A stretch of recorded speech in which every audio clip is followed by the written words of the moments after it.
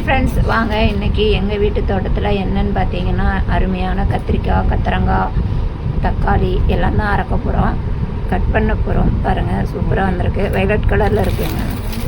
அதில் கடையில் வாங்குகிற மாதிரியே இருக்குது. ரெண்டு கத்திரிக்காய் தான் காய்ச்சிருக்கு, ரொம்ப காய்க்கல.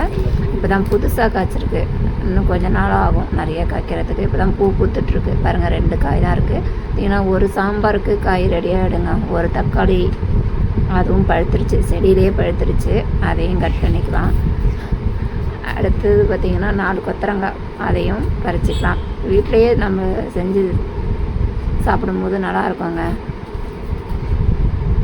கட் பண்ணியாச்சு, கொத்தரங்காய் அறுத்தாச்சு. அடுத்தது பார்த்திங்கன்னா கீரைத்தண்டு இருக்குது, சுண்டக்காய் எல்லாமே இருக்குது. நான் அதெல்லாம் அறக்கலை. இது 2-3 போட்டு ஒரு சாம்பார் தான் வைக்க போகிறேன்.